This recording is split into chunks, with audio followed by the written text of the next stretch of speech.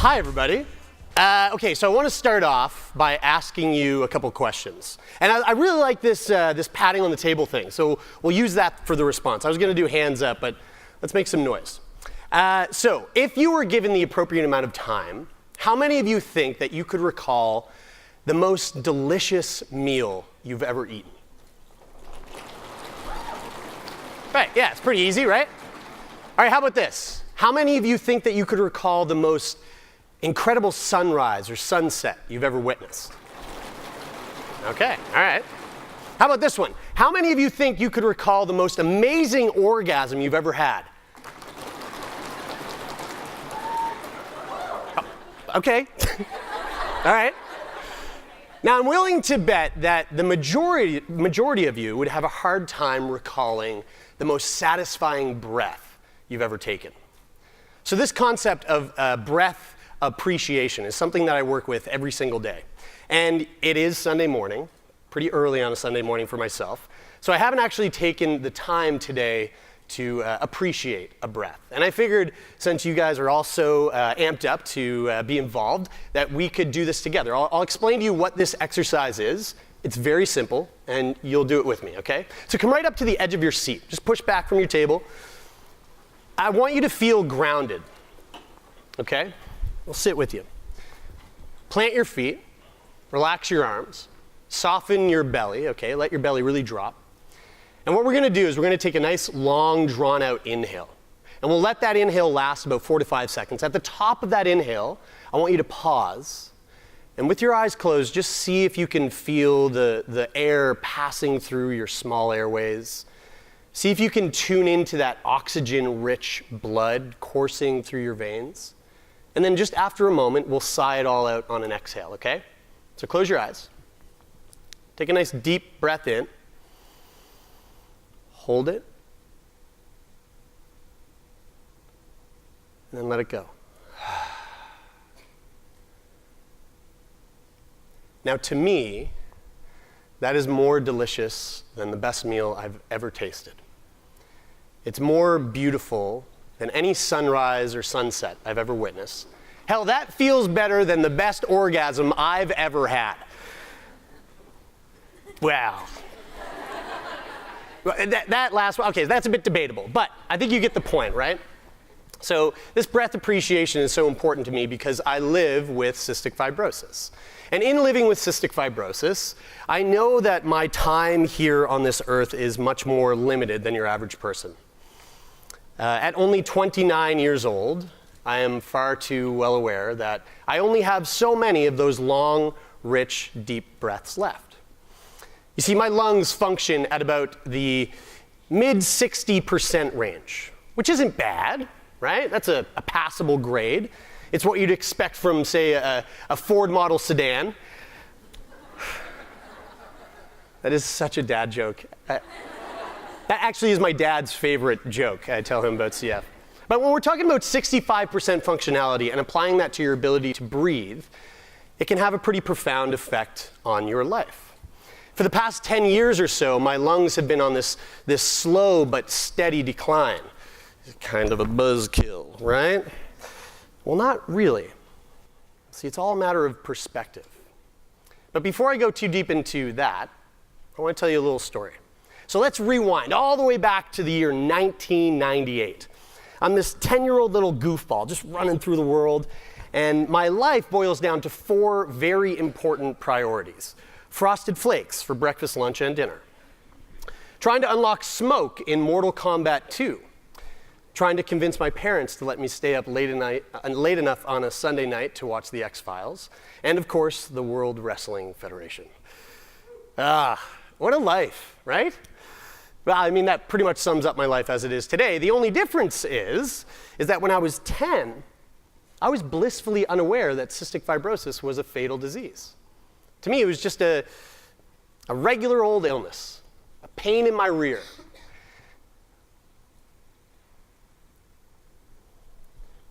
Until one day I came across a pamphlet. And this pamphlet was titled, All About Cystic Fibrosis. And in that pamphlet I came across a sentence. And that sentence would go on to change my life in ways that I could never have imagined.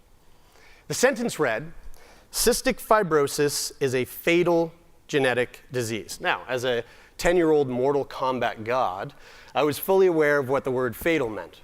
And I continued reading, and it offered up another roundhouse kick to the gut. The life expectancy of someone living with cystic fibrosis is 30 years of age. Well, that was a life-changing moment. Everything I thought I knew was all of a sudden flipped upside down. And I was shocked. I was angry. I was hurt. And there wasn't a single thing that I could do about it. Now, when I was preparing this speech, I wanted to do a little bit of time travel, back to when I was younger, back to when I was a teenager. How did I really feel about this mentally, living with a chronic terminal illness? And I'm happy to say that I am the son of a couple of cliche proud parents, and they have refused to throw out any of my old schoolwork. And I was able to dig up this gem. And it's an excerpt from an autobiography that I wrote when I was 16 years old. Part 4, my future. When it comes to thinking about my future and what I want to do with my life, when it comes to getting married, I don't really know what to think. About 40% of children with cystic fibrosis live beyond the age of 18. The average lifespan for those who live to adulthood is 30 to 33. So if you think about it, what's the point of getting married if I'm only going to live for a few years into the marriage? These kinds of things are hard to think about, and it makes me feel kind of useless.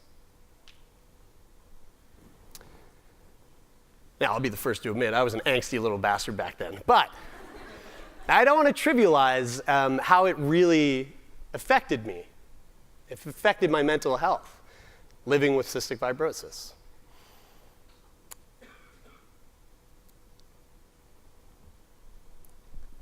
I wasn't able to properly live in the present moment because I was spending too much of my time being afraid of the future. But if we fast forward back to today, 13 years later, my perspective has changed drastically. That word, cystic fibrosis, carries a very different meaning. That autobiography that I wrote, it actually presented me with this really beautiful opportunity. It gave me a moment to acknowledge and face head-on one of the deepest fears of my life, this concept of an early death. And by facing that fear, I had two choices, right? Number one, I could let that fear consume me and in turn affect all of my interactions and choices that I made in my life for the negative. Or number two, I could see this as a way of changing my perspective and use that fear as a way to motivate and fuel my motivation. So I chose number two. Now, it might surprise some of you to hear this, but I can honestly stand up here in front of all of you and say that today, without a doubt, my diagnosis of cystic fibrosis is one of the best things that has ever happened to me. You see, my unavoidable fate opened up my eyes so wide that it fundamentally changed the way that I live my life day in, day out. Cystic fibrosis has given me the impetus to accept my own mortality. And with that comes this extraordinary sense of freedom. And I was able to take that freedom and translate it into my life and live like nothing was unattainable. I am so flippin' proud to say that by the age of 25, okay, an age that my parents were told I would never live to see the day, I had accomplished a buttload of amazing things. I had my own kids show on CBC, and it aired in 50 countries across the world. And I won a Canadian Screen Award and a Gemini Award for that work. I hosted a documentary where I followed astronaut Chris Hadfield around the world. We went to Russia and Kazakhstan and Houston, and I watched him train for his mission to command the International Space Station. I got to live out one of my all-time life goals. I was killed off in a horror movie. I was sucked up by an alien. It was amazing. I went on a 3-month whitewater kayaking expedition where I was just hucking off 40-foot waterfalls in Mexico. I fell in love and got married. Thank you.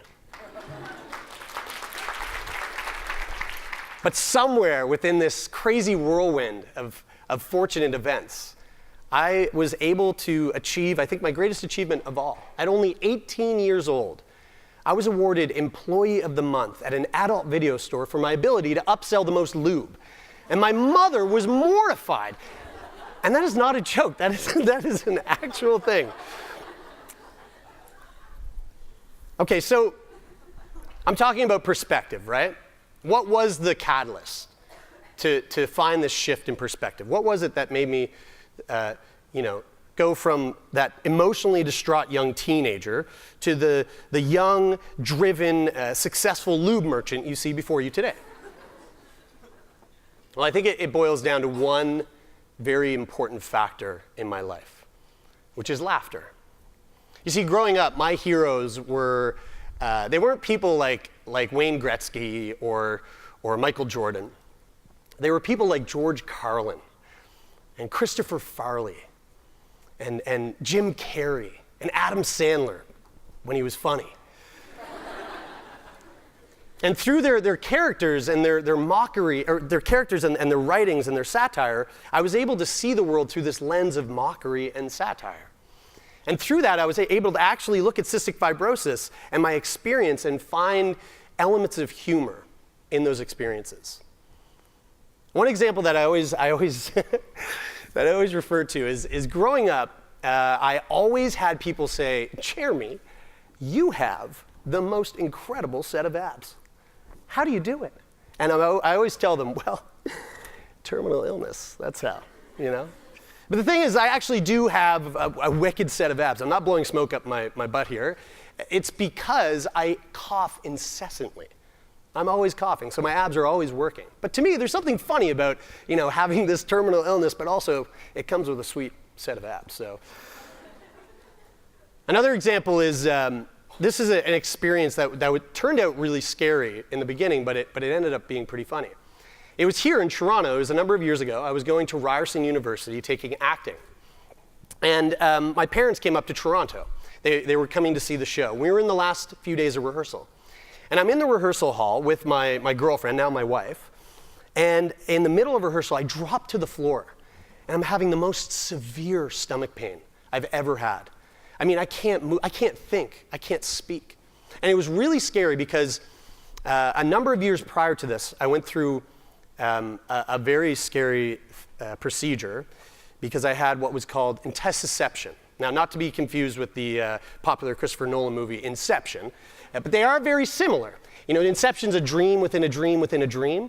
Well, intussusception is an intestine within an intestine within an intestine. My small intestine started rolling itself in on itself like a sock. Horrible, right? Now, I'm in this rehearsal hall and I'm thinking, oh my gosh, I've got intussusception. And Bridie, my wife, my girlfriend at the time, she's like, should we go to the ER? And I'm like, yes, we should go to the ER right now. So we go to the ER, and my parents, they come to the ER, and we're all in that little sort of fabriced off cubicle. And I'm just writhing in pain. I'm crying. I can't even speak to the doctors to let them know where the pain is. And it's so intense. And I'm there for about 3 hours. And my parents are like, we're getting kind of hungry. We're going to go get some food. And Bridie's like, I'll be right back. I'm going to go get some fresh air with them. And so I'm laying there. I'm like, okay, this is okay. You're by yourself. This will be fine.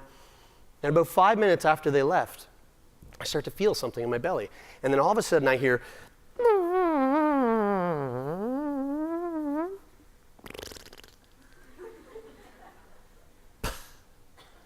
and the doctor comes in and he goes, what was that? And I go, that was a fart. And he goes, well, how do you feel? And I say, well, I feel fine. And he goes, oh, well, it was just gas. And that's what it was. I ate some falafel earlier in that day. And the gas was so intense, but I was fine. Another experience, and this isn't directly due to it's directly due to the illness, but it's a little bit, I'll explain it. It's probably one of the most embarrassing things I could share with any of you today. I was offered a Children's Wish, right? Children's Wish Foundation, a bunch of saints. They come together and they find children who are living with chronic or terminal illness, and they grant them one wish. They're a genie in a bottle for sick kids.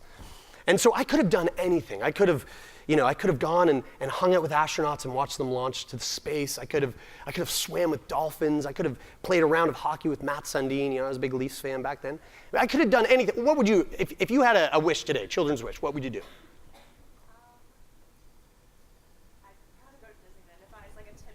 Disneyland, of course, amazing choice, right? Any kid, who wouldn't want to go to Disneyland? What did I choose? Well, little 14-year-old Jeremie Saunders of Halifax, Nova Scotia, had asked for a shopping spree at the Halifax Shopping Centre, and I wanted to be driven in a limo.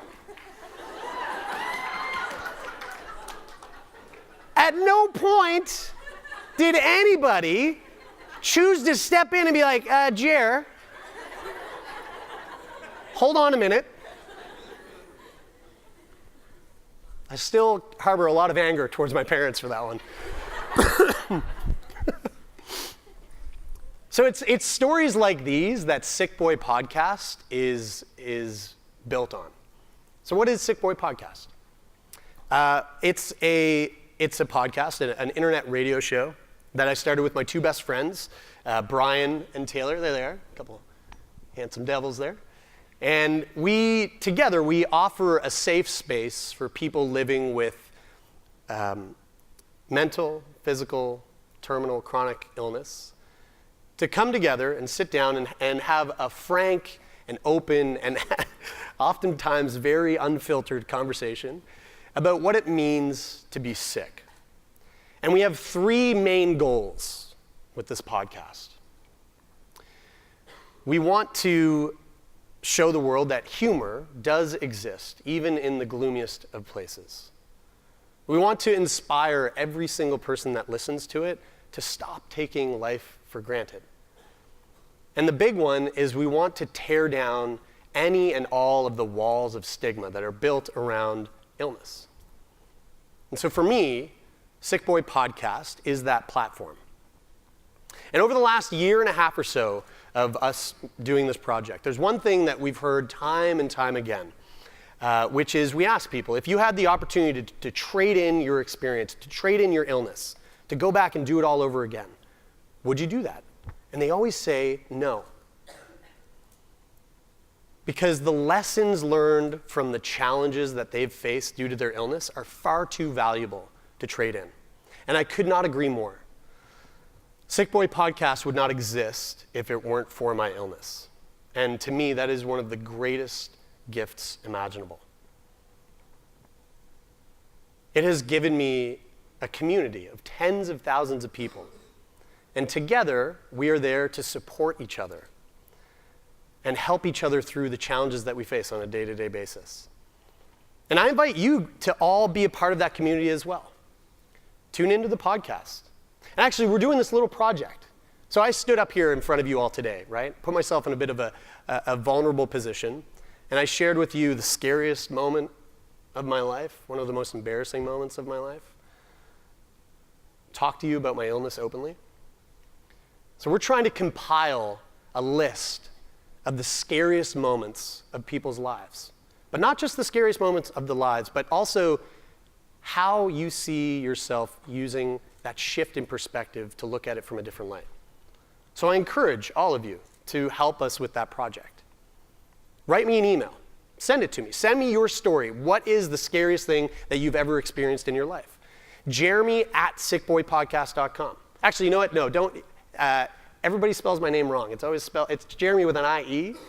People usually use the Y. So to make it easier on you, info@sickboypodcast.com. And if you want to remain anonymous, just, you can send it through our form on the website or just say in the email. And if we ever do read these stories out on the podcast, just let us know if you want to remain anonymous.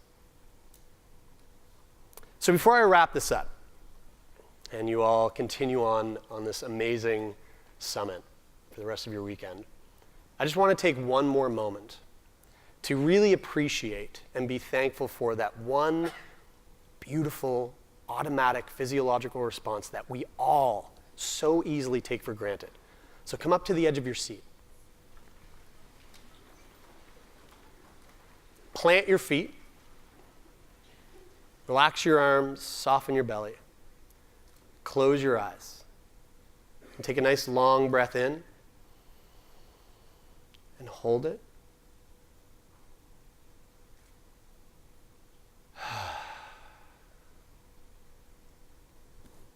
Thank you all so much.